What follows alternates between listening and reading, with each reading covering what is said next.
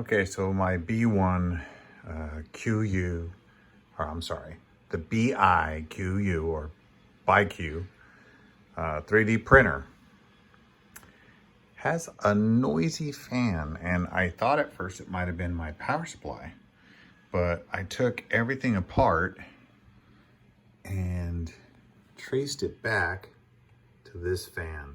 So there's a fan up here, there's a fan in the middle to push air through the enclosure, and then there's a fan on the actual power supply.